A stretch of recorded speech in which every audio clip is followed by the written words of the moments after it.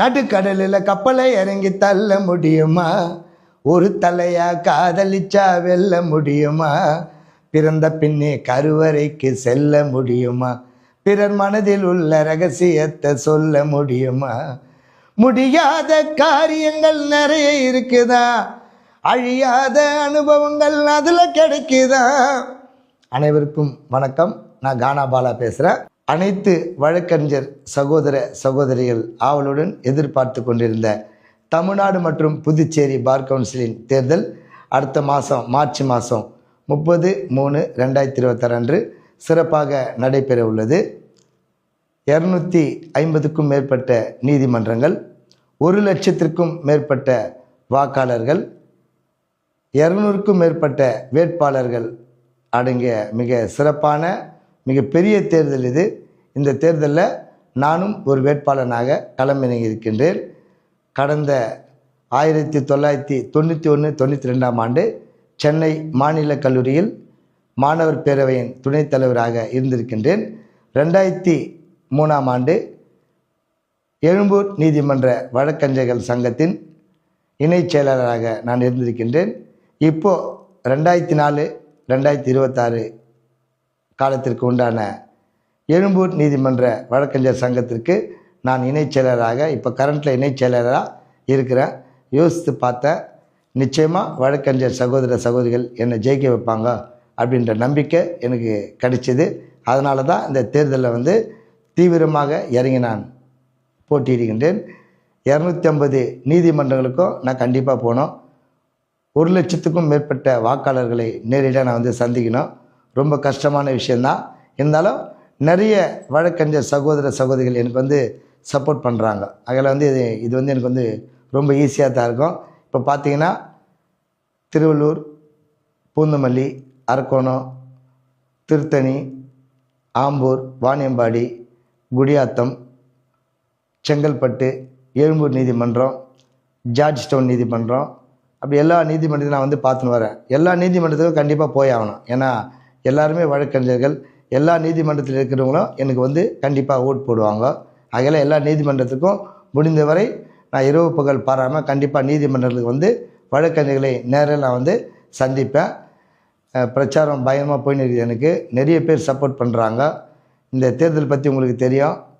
நிறைய வழக்கறிஞர்கள் போட்டியிடுவதால் எல்லாரும் வேண்டிப்பட்டவங்களாக இருப்பாங்க. யாருக்கு ஓட்டு போடணுன்னு ஒரு பெரிய குழப்பத்திலே இருப்பீங்க. வேட்பாளர்களுக்கு அந்த பிரச்சனை கிடையாது. ஆனால் வாக்காளர் ஆகிய உங்களுக்கு நிறைய குழப்பமாக இருக்கும். இருந்தாலும் கடைசியாக உங்கள் மனசில் நிற்க பொறுத்து கானா பாலா நான் தான் அப்படின்னு நான் நினைக்கிறேன். ப்ரிஃபரன்ஷியல் ஓட்டு அப்படின்றதால ஒரு வாக்காளர் 25 பேருக்கு ஓட்டு போடலாம். 18 பேர் செலக்டட் மென்ஸ், 5 பேர் செலக்டட் உமன்ஸ், 2 பேர் கோ ஆப்ஷன் முறையில் தேர்ந்தெடுக்க போகிறாங்க. ஆக 18 பேரில் நான் ஒரு ஆளாக வரணும். கண்டிப்பாக வருவேன். உங்கள் தயவால், உங்களுடைய ஆதரவால் கண்டிப்பாக நான் ஜெயிப்பேன். விரைவில் எனக்கு நம்பர் தரப்போகிறாங்க. என் ஃபேஸ் உங்களுக்கு தெரியும். பேலட் ஷீட்டில் என் ஃபேஸ் இருக்கும். நம்பரும் தரப்போகிறாங்க. அந்த நம்பர் தந்தவொடனே சீரியல் நம்பரை எல்லா நீதிமன்றத்தில் உள்ள வழக்கறிஞருக்கு நான் கண்டிப்பாக அதை தெரிவிப்பேன். எனக்காக இரவு பகல் பாராமல் பணியாற்றுகின்ற அத்தனை வழக்கறிஞர் சகோதர சகோதரிகளும் அந்த எனக்காக தரப்பட்ட வரிசை என்னை நிச்சயமாக உங்களுக்கு தெரியப்படுத்துவாங்க. பயங்கர கஷ்டமாக இருக்குது. வழக்கறிஞர் நல்லுக்காக சேவை செய்ய வந்துட்டோம் அப்படின்னு முடிவு பண்ணிட்டாலே கஷ்டம்தான் அது. அதில் நிச்சயமாக இந்த தேர்தல் உங்களுடைய தேர்தல். நிற்கிறது நான் கிடையாது, நீங்கள் தான். நான் வெறும் வேட்பாளர், நீங்கள் தான் வெற்றியாளர். நம்பிக்கையோடு ஓட்டு போடுங்க. நான் நன்றியோடு கண்டிப்பாக சேவை செய்வேன். ஏன்னா இப்போது கரண்ட்டில் எழும்பூர் நீதிமன்றத்தில் இணைச் செயலாளராக நான் இருக்கிறேன். பாலாவுக்கு எப்படி சினிமாவில் இருக்கிறாரு, வக்கீலாக வராருன்னு சொல்லிட்டு யோசனை இருக்கலாம். சினிமா நான் சின்ன வயசுலேருந்தே மரண வீடுகளில் பாட்டு பாடுவேன். அதில் சினிமாவில் நல்ல வாய்ப்பு கிடைச்சிது. சினிமாவில் 200க்கும் மேற்பட்ட பாடல் நான் பாடியிருக்கிறேன். ப்ரைவேட் ஆல்பம் நிறைய பாடியிருக்கிறேன்.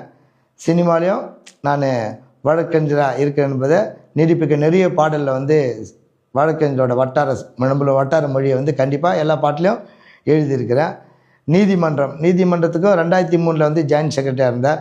மீண்டும் திருப்பி 22 வருடங்கள் கழித்து எழும்பூர் நீதிமன்றத்தில் வின் பண்ணுறேன். எழும்பூர் நீதிமன்றத்தில் இருக்கிற மூத்த வழக்கறிஞர்கள், இளம் வழக்கறிஞர்கள் எல்லாம் ஒன்றா சேர்ந்து பாலா வந்தார்னா கண்டிப்பாக சோஷியல் சர்வீஸ் நல்லா பண்ணுவார் அப்படின்னு நம்பிக்கையோடு தான் என்னை வந்து அங்கே வெற்றி பெற வச்சாங்க.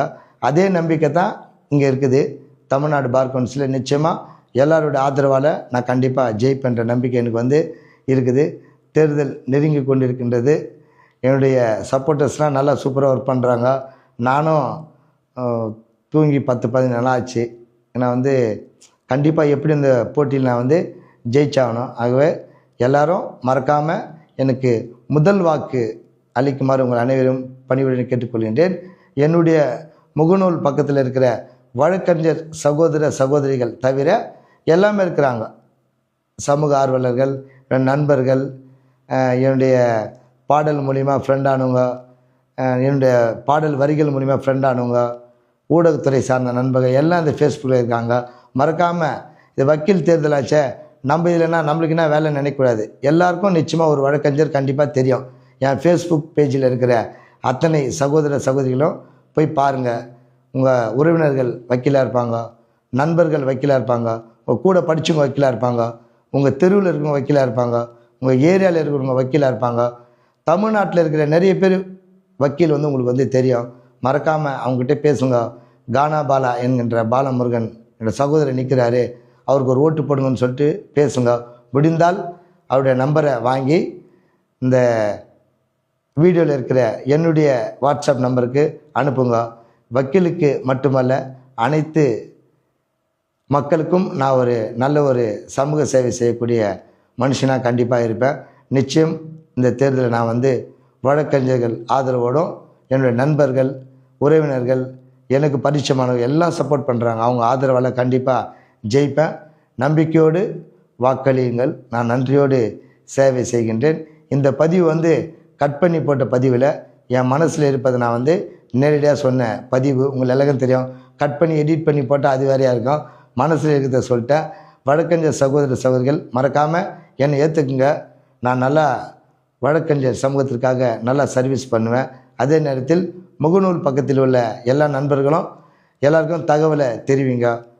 உங்களுக்கு பரிச்சயமான வழக்கறிஞரோட டீட்டெயில்ஸ்லாம் நீங்கள் கலெக்ட் பண்ணுங்க. முடிஞ்சால் அவங்ககிட்ட ஃபோனில் பேசுங்க. இல்லை நேரடியாக கூட போய் பார்த்துட்டு எனக்காக ஓட்டு கேளுங்க. மறக்காமல் எனக்கு ஹெல்ப் பண்ணுங்க.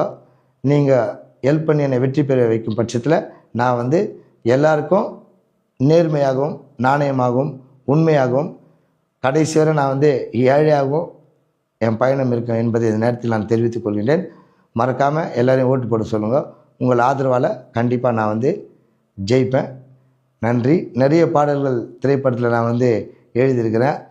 அடுத்த பதிவில் அந்த பாடல்லாம் உங்கள்கிட்ட இது பகிர்ந்து கொள்கின்றேன். என்னடா பாட்டெலாம் பாடுறாரு அப்படின்னு நினச்சிக்காதீங்க.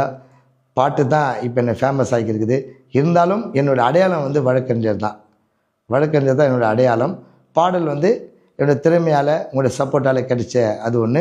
அடுத்த பதிவில் சூப்பரான பாடல்லாம் பாடி நான் சந்திக்கிறேன். எனக்காக ஓட்டு கேளுங்க. மறக்காமல் எனக்கு முதல் ஓட்டு போட சொல்லுங்கள். நன்றி.